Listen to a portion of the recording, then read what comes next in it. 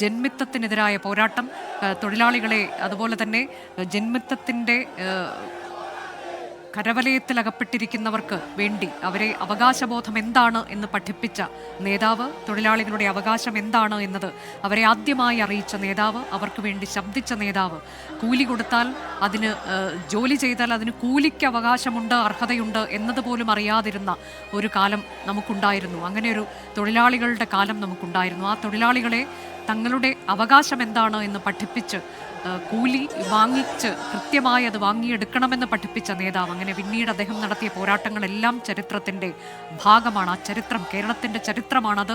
ചരിത്രം വിടവാങ്ങുകയാണ്. തലസ്ഥാന നഗരി VS അച്യുതാനന്ദന് വിട ചൊല്ലുകയാണ്.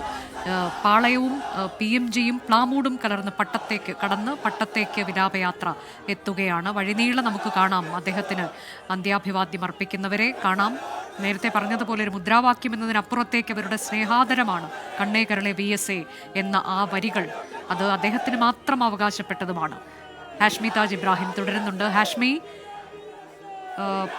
ഇപ്പോൾ വിലാപയാത്ര പട്ടത്തേക്ക് അടുക്കുന്നു എന്നാണ് ഞാൻ മനസ്സിലാക്കുന്നത്. പട്ടത്തേക്ക് എത്തിച്ചേർന്നിട്ടുണ്ട് അല്ലേ?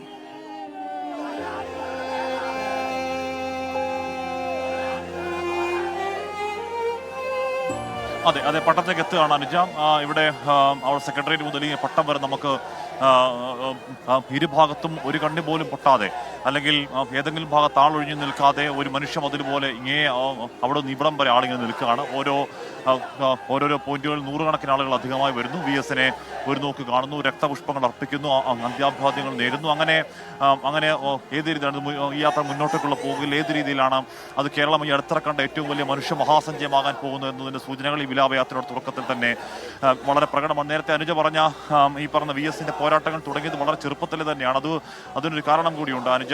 വളരെ ഉച്ചരനായ ഒരു അച്ഛൻ്റെ, ശങ്കരൻ എന്ന് പറഞ്ഞ ഉച്ചരനായ അച്ഛൻ്റെ മകനാണ് ആ പിതൃത്വത്തിൻ്റെ, അല്ലെങ്കിൽ ആ പിതൃത്വ തണൽ അധികനാൾ നീണ്ടു നിന്നില്ലെങ്കിൽ കൂടിയും വളരെ ചെറുതിലെ സ്കൂളിൽ പോകുന്ന VSനെയും സഹോദരനെയും കൂടിയ ജാതിയിൽപ്പെട്ടവർ എന്ന് പറയപ്പെടുന്നവർ കളിയാക്കുകയും തല്ലുകയും ചെയ്യുന്നു. വീട്ടിൽ വന്ന് പരാതിപ്പെടുകയും അച്ഛൻ തിരിച്ചടിക്കുമെന്ന് പറയുകയും തിരിച്ചടിച്ചു തുടങ്ങിയ VSന്റെ ആ പോരാട്ട വീര്യം പിന്നീട് അവിടെ നിന്ന് ഇങ്ങോട്ട് പുന്നപ്ര വയലാറിൽ കൂടി നിരവധി സമരങ്ങൾ കൂടി, സ്വാതന്ത്ര്യ സമരത്തിൽ കൂടി, അങ്ങനെ പല സമരങ്ങൾ കൂടി ഇങ്ങനെ കേരളത്തിന് മൊത്തം അനാവൃതമായി നിൽപ്പാണ്. കേരളത്തിന് മൊത്തം ഒരു തുറന്ന പുസ്തകം കണക്കെ VSന്റെ സമരങ്ങളെ കുറിച്ച് അറിവുണ്ട്, VSന്റെ പോരാട്ടങ്ങളെ കുറിച്ച് അറിവുണ്ട്, അത് പാർട്ടിക്കകത്തും പുറത്തുമൊക്കെ നടത്തിയ പോരാട്ടങ്ങളെ കുറിച്ച് അറിവുണ്ട്. അറിവുള്ള മനുഷ്യർ അതാ ഇവിടെ തടിച്ചുകൂടി ഓരോ പോയിന്റിലും ഇല്ല മരിക്കുന്നില്ല, സഖാവ് VS മരിക്കുന്നില്ല, ജീവിക്കുന്നു ഞങ്ങളിലൂടെ, ഞങ്ങളൊഴുകും ചോരയിലൂടെ എന്ന മുദ്രാവാക്യം മുഴക്കുന്നു. കണ്ണേകരളെ VSA എന്നുള്ളത് അതൊരു മുദ്രാവാക്യമല്ലാതായി മാറുന്നു.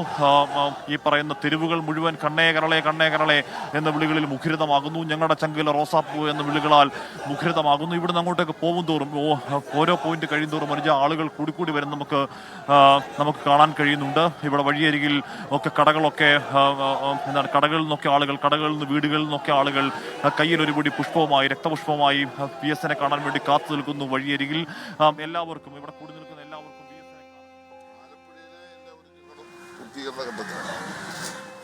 ഇന്നിപ്പോ അർദ്ധരാത്രി കൂടി വിലാപയാത്ര പറവൂരെത്തുമല്ലോ.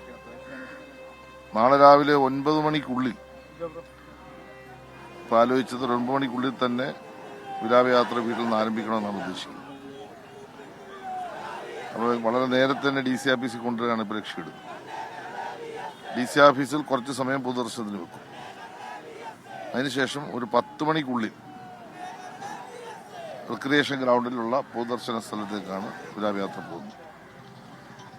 അപ്പോൾ എനിക്ക് എല്ലാവരോടും കൂടി അഭ്യർത്ഥിക്കാനുള്ളൊരു കാര്യം, വീട്ടിലും DC ഓഫീസിലും വീട്ടുകാരും പാർട്ടിയുടെ പ്രധാനപ്പെട്ട നേതാക്കന്മാരും ഒഴികെയുള്ളവർ പരമാവധി റിക്രിയേഷൻ ഗ്രൗണ്ടിലേക്ക് എത്തി ഈ ആവശ്യമായ പങ്കാളിത്തം ഉറപ്പുവരുത്തണമെന്നാണ് അഭ്യർത്ഥിക്കേണ്ടത്. കാരണം ഈ രണ്ട് സ്ഥലത്തും സ്ഥല പരിമിതിയുണ്ട്.